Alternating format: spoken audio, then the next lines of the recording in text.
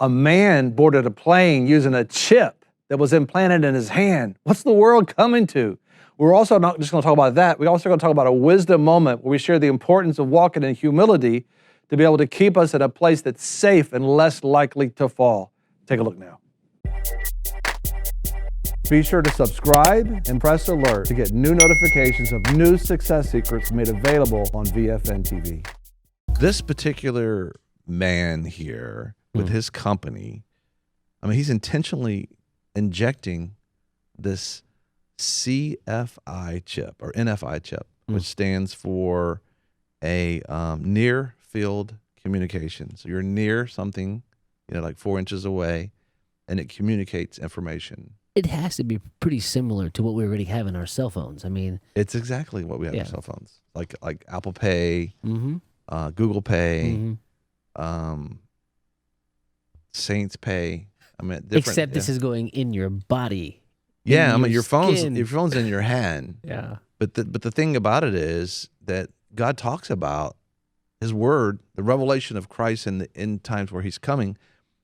He talks very specifically about a unique identification number. And by the way, computers are nothing but numbers. They're nothing but numbers. You're seeing already. This is the guy that they're talking about injecting it in his hand. But computers are nothing but basically two numbers. Is O and a 1, and there's just more O's, less 1s, and it's just this long lasting numbers. Yeah. And what computers do, based on what Bill Gates and his explanation was, not Bill Gates, but Steve Jobs, in the early days when he was trying to explain to people what computers does.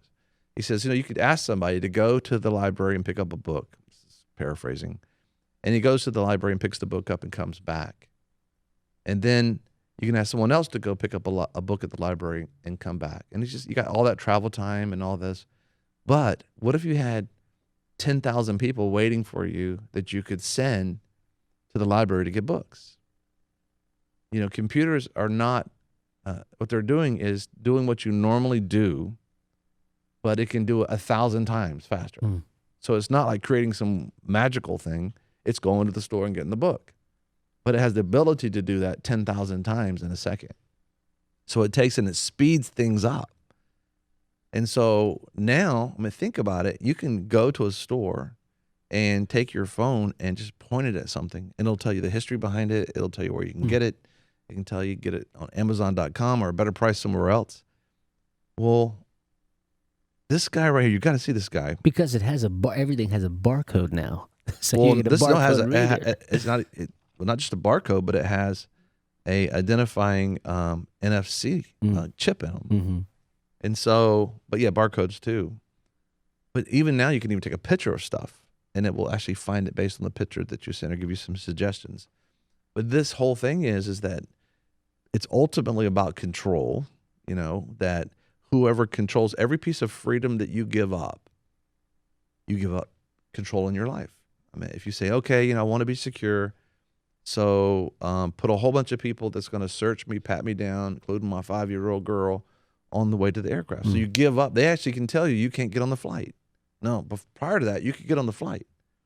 But we wanted to give that freedom up out of fear. And so now they have the authority to decide whether you're going to get on that flight or not, based on what they find or think they know about you. And so every piece of privacy that we give up. Now, if you give up your entire body, and Nehemiah talks about that. And if you haven't yet gotten this series, we have this available for you. You just, become a partner. Go to vfntv.com, upper right-hand corner, click on partner.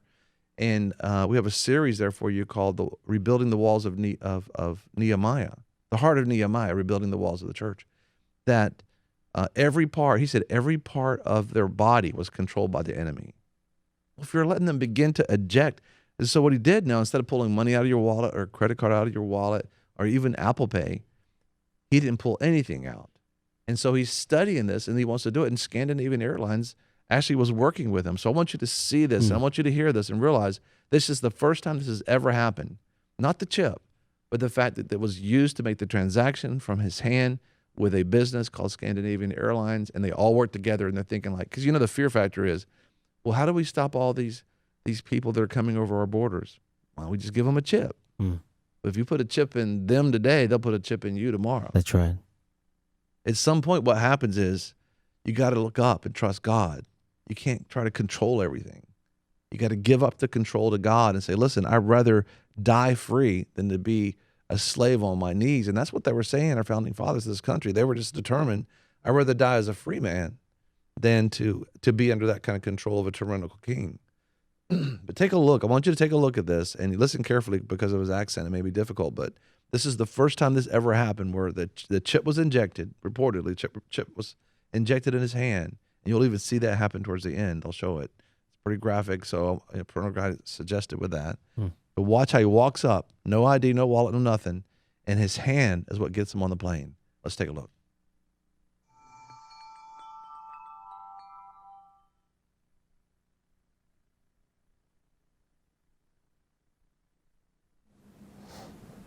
Hi, Andreas here. I am always on the lookout for new innovation together with our customers.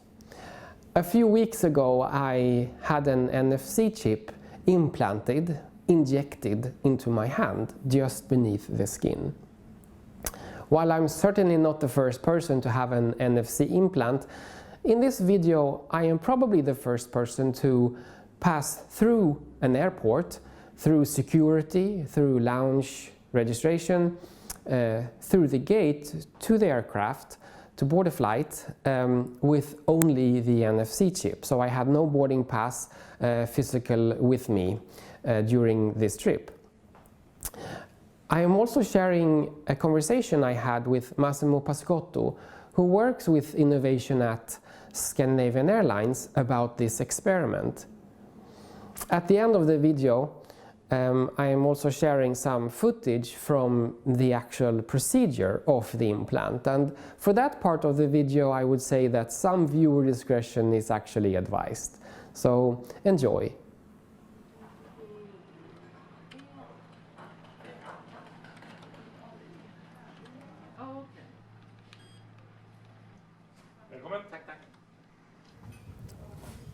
My name is Massimo Pascotto, working here at SAS within innovation in digital, and I'm here today with Andreas Sjostrom, and I'm head of digital at Society. Awesome. So where are we now, Andreas? And why are we here on Sunday morning? Yeah, exactly. Sunday morning, up early, and I'm off to Paris. We are meeting at the nice SAS lounge here at Terminal 5, and today we're making a pretty interesting experience on how to pass through the airport as quickly as possible. Fantastic. And you know, speaking of which, I remember, you know, we started introducing boarding pass through the usage of kiosk years ago, which was innovative. You didn't need to go to a desk and get a boarding pass. And then we started discussing about on-printed boarding pass. So you have a printer home and you can print a boarding pass. A few years ago, we were actually the pioneers in using NFC technology, near fields communication. You mean the sticker that you put on the back of your phone, and you can use that as a boarding pass? Yeah. And it was pretty awesome experience, because you didn't have to to do pretty much anything. You just beam the phone on top of the reader, and you were just going through security. But today we went on an extra step, an extra mile, right? Yeah, exactly.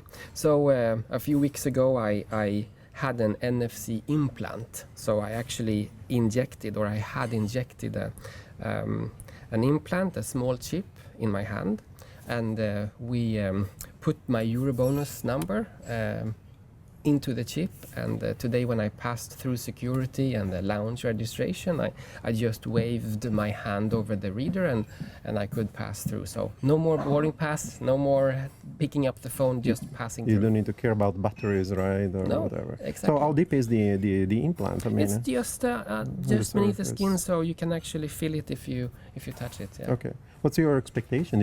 Are we expecting passengers to come to us now and to say, can you please write the Eurobonus number into? I don't think so. Selected one, maybe. Maybe. I think that it's interesting to experiment and see where things are going. Obviously, there are some interesting trends in the market with sensors and app phones, with counting steps you take and your pulse, etc. And I think this is a step of experimentation. In the future, we may have things that you can put on top of the skin instead of going into. But just to find out what are the scenarios and how does it work is really key, I think. I think here is the point: is like you don't need anything to be identified, to be recognized, to go through a touch point, whether it's a security or a lounge or a gate, right? So that's, I think that's the breakthrough, really, that you don't need to care about to carry a boarding pass or to carrying a device or to have batteries or whatever. Exactly. And from an implant perspective, I mean, we are really used to, I think, already accepting the idea of an implant with a pacemaker, of course, and then with the sensors now, digital electronic sensors becoming smaller and smaller, and it becomes more, common that you track your fitness, your health, how you move around with sensors in the app phone or whatever. I think in the future, I think it's going to be more common to actually put electronics and digital things part of your body, as right? part of your body. And in innovation, you are in innovation in SAS, and I'm innovation in Society. I think a key part in innovation is actually to be part of the experimentation. Interesting, very, very interesting. And just quickly, how was the experience of actually, we didn't want to say on purpose to the security guys in the lounge just to test their reactions to this, but how did you feel yourself as a passengers, and them, the reaction to them of you passengers by beaming? Well, first it was a surprise, asking how did you do that, because I obviously just waved my hand over the reader, and I showed the security officer my implant, and she touched it here. So okay, you have an implant, and and then she asked me, "Do you think it's worth it?" And what was your answer? Well, I'm experimenting, so it's really worth it, of course. That's good. Yeah. But thank you, Andreas. It was really interesting, and now we will be boarding. You will be actually the very first passenger, probably ever, boarding a plane with an implant, right? Yes. Today. So it's going to be a flight to Paris, and we're boarding. No paper printed boarding pass. Fantastic. And no app or stickers inside of the hand. Fantastic. Yeah? Good luck. Okay. Thank you. Thank you, okay, great. Thank you. Thank you.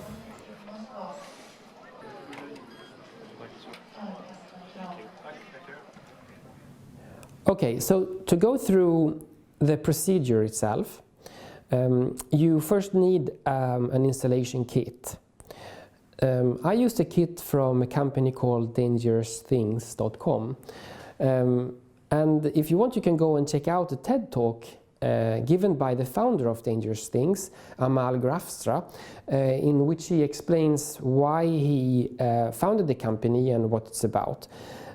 Inside of this sterilized bag, you will find a syringe, and in the syringe, I have one open here, in the syringe, which is sterilized, of course, the NFC chip is inside of this tube, and you inject it, implant it by going under the skin and pushing in the chip in under the skin. What I did before I had my implant was that I put some topical Embla cream, which takes off some of the pain. In fact, all of it. I didn't feel any pain. And I had that for an hour before the implant, and this is how the implant went. Okay, so as you can see, my skin is pinched up a little bit, so it's easier to get the chip under the skin. The syringe is injected, and of course this is a medical professional who performs the procedure. Normally there is no bleeding involved. You will see here at the end that there's a little bleeding happening here, but it's taken care of, and everything went very well.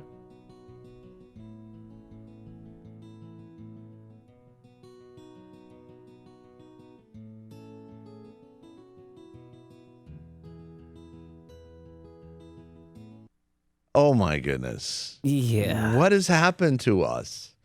What have we come to? You know, it all started with Star Wars. Yeah. Star Trek. Definitely. That, you know, everybody wants to do stuff to their body and do these different things. Captain Kirk. You know what I'm saying?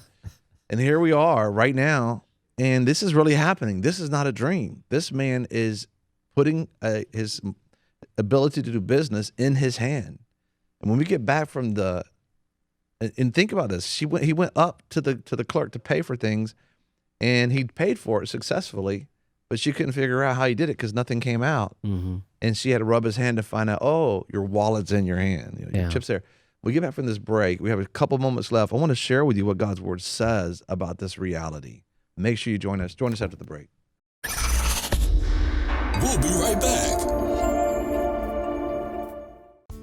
Don't miss your chance to get this free book, I Will Fight 10 Strategies for Your Success, where I share a prophetic encounter God gave me about a coming wealth transfer. And this whole genesis of this book and these strategies is to position you for a coming wealth transfer. It's 10 strategies for success, dealing with your belief, your actions, commitments, giving you plans, giving you strategies. I mean, so many things I can't even talk about. But it's yours for free. Go to vfnkb.com and get your free copy now. Minister with a group of people that I just absolutely love, because all of us, we get tired, we want to quit every week, and we look at each other and go, no, let's go talk to some more people. And I know we were all rejected yesterday. Let's keep going. That's what the body of Christ is supposed to do. We're supposed to gather together to stir one another up, to encourage, put courage into each other. And that's what this is about. Man, our prayer is that God would do something in our midst that we really could walk away with greater courage. Did you know that Jesus himself said, apart from abiding in him, that we can accomplish nothing? So many people want to be able to do that, but you know what? They don't have a plan to do it. We put together a simple plan for you, and it's at iabide.org. It's iabide.org. Go there and request your plan today. It is amazing how your life will change when you begin to spend time with him who created the universe. He's been desiring that you would do that. It's at iabide.org. Request your simple plan today. Welcome back to VFN TV with your host, Greg Lancaster. Welcome back. So here this thing's been injected in their hands. You know, we're going to put this up so you can see this. We're not going to have a lot of time, but you go to Revelations chapter 13, 11 through, what's it? 16, I believe. 11 through 16. And he talks about a beast economy that you have to be able to take some sort of identifier thing to be able to buy or to sell. It doesn't matter if you're rich or poor. Everybody's going to be made to take this mark if they want to do business. So we have to be able to learn how to stand no matter what. You know, learn how to grow food, learn how to be independent from a system that says you have to sell God out. You got to be against God. You got to be against Israel. You have to take a stand. If you don't stand for something, you're going to fall for anything. And this is the day to stand. And God says, when you've done everything you can do to stand, stand therefore with your belt of truth, with your breastplate of righteousness, with the helmet of salvation, the sword of the Spirit, the shield of faith, your feet shod with the preparation of the gospel of peace. And he says, and just pray continually, knowing that he's going to rescue you. When you stand like that, nothing can come against you. I'm telling you, these are very, very volatile days, but the greatest harvest you've ever seen is coming, I believe, to America and to the earth.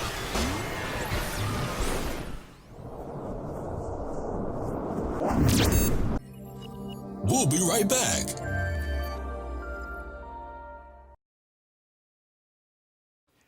It seems to me that he is the one setting the stage right now.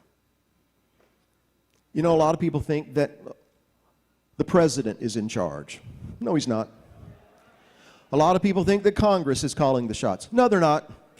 Or the Supreme Court, or Hollywood, or the EU, or Putin, or ISIS. No, ladies and gentlemen, none of them are in charge. Each and every one of them are simply playing their role because he is over all. He's sovereign over all. He's the one who has everything in control. They are just unwittingly serving his purpose, because even when we have someone like Pharaoh who oppresses God's people, he brings them into bondage. The reason he did that was because Stephen told us later in Acts chapter 7 that the reason this treacherous king did this to our people is because the time was drawing near for the promise that God had sworn to Abraham to come to pass. That's why.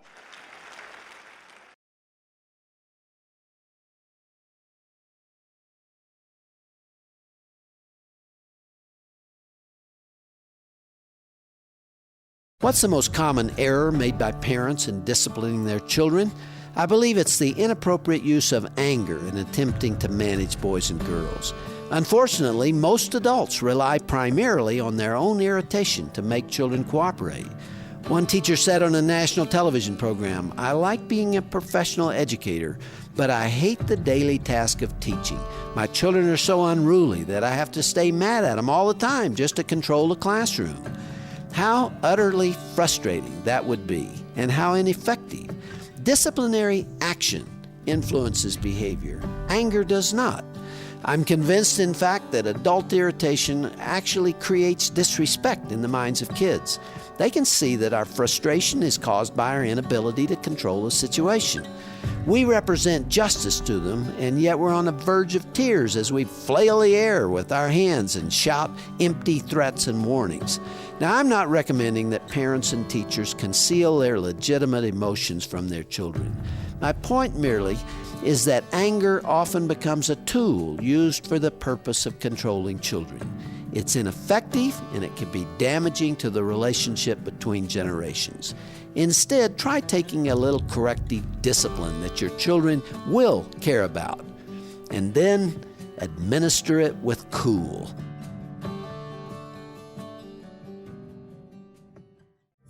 Welcome back to VFN TV with your host, Greg Lancaster.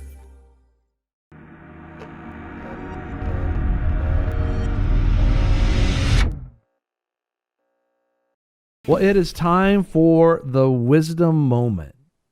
The wisdom moment today comes from Proverbs 18:12. Proverbs 18:12.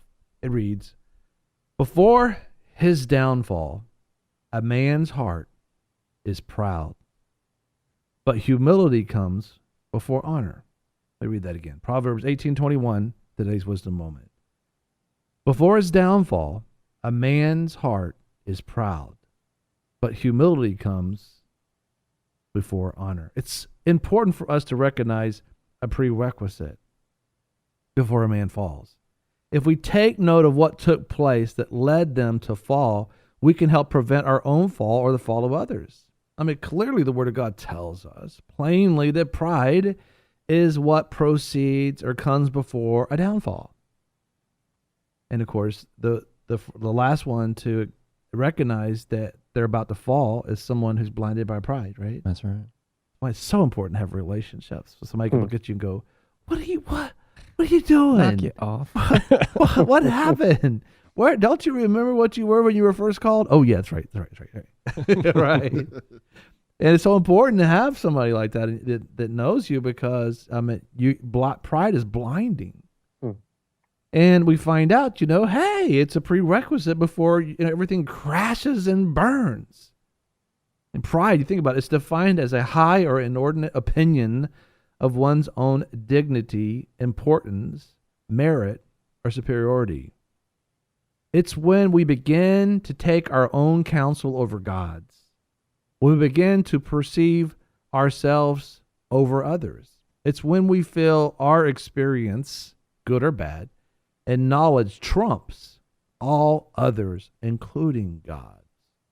It's an think about this. It's an intense self-awareness, good or bad, that causes us to begin to self-focus and become aware of ourselves, or prideful. I was always on my mind, right?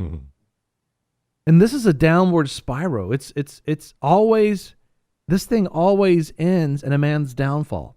It always ends. It's like a black hole that just begins to suck that person away. And you think about it, why not be wrong?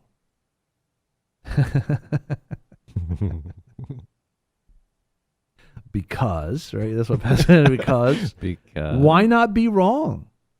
Think about it. Why not be wrong? Right? Yeah. Yeah, why not be right? It's so important to realize that we all know in part and we prophesy in part, and that we need God in everything we're doing. We're supposed to trust God with our lives and His plan, and knowing that His plan is better for us than our own. His reputation is more important to protect than our own reputation.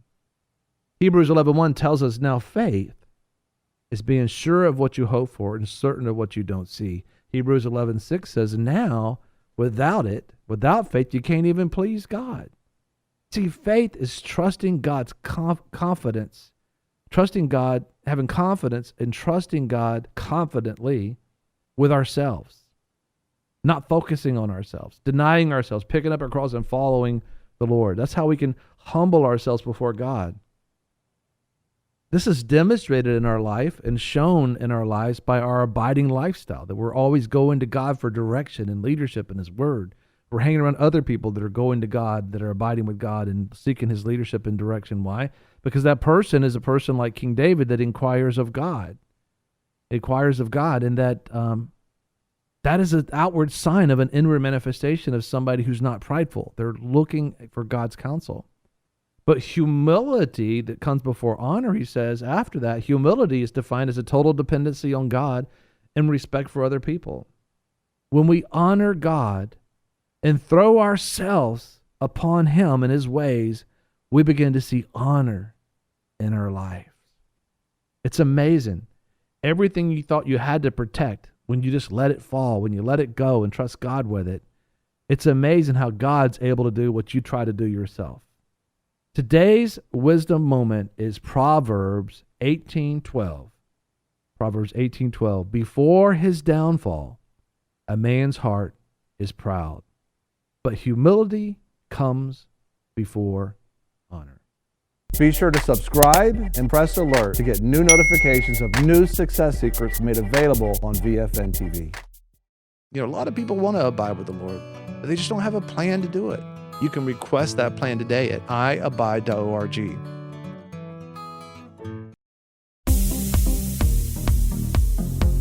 I'm your host, Greg Lancaster, and we're so glad that you've joined us. Don't forget you can join us 24 hours a day, 7 days a week. Download our app and sign up for our newsletter, The Torch, At VFNKB.com. I've enjoyed our time together. God bless.